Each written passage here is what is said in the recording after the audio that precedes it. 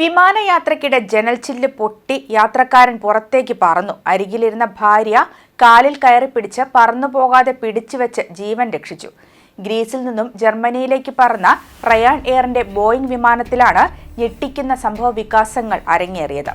പൊട്ടിയ ജനലിലൂടെ തലയും ചുമലും പുറത്തേക്ക് വലിച്ചെടുക്കപ്പെട്ടെങ്കിലും യാത്രക്കാരന്റെ ഭാര്യയാണ് 5 മിനിറ്റോളം ഇദ്ദേഹത്തിന്റെ കാലിൽ പിടിച്ചു കിടന്ന് പുറത്തേക്ക് പറന്നു പോകാതെ തടഞ്ഞത്. ഇതിനുശേഷം മാത്രമാണ് മറ്റ് യാത്രക്കാരെത്തി ഇദ്ദേഹത്തെ അകത്തേക്ക് വലിച്ചു കയറ്റിയത്. ജനൽച്ചില്ല് പൊട്ടിയതോടെ ഓക്സിജൻ മാസ്കുകൾ നിലത്തേക്ക് വരികയും യാത്രക്കാർ ഭയചകിതരാവുകയും ചെയ്തു. 30 മിനിറ്റോളം വിമാനത്തിന് കേടുവന്ന ജനലുമായി യാത്ര ചെയ്യേണ്ടിയും വന്നു.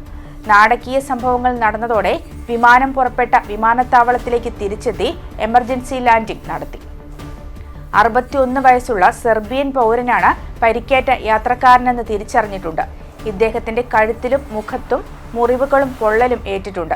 സ്വബോധത്തിലേക്ക് തിരിച്ചു വന്നിട്ടുണ്ടെങ്കിലും ഞെട്ടിൽ നിന്നും മുക്തമായിട്ടില്ല. വിമാനത്തിന്റെ ഒരു എഞ്ചിൻ തകർന്നതാണ് ജനൽ പൊട്ടാൻ ഇടയാക്കിയതെന്നാണ് ഗ്രീക്ക് മാധ്യമങ്ങളുടെ റിപ്പോർട്ട്. ഇതോടെ പൈലറ്റ് വിമാനം തിരിച്ചുവിടുകയായിരുന്നു.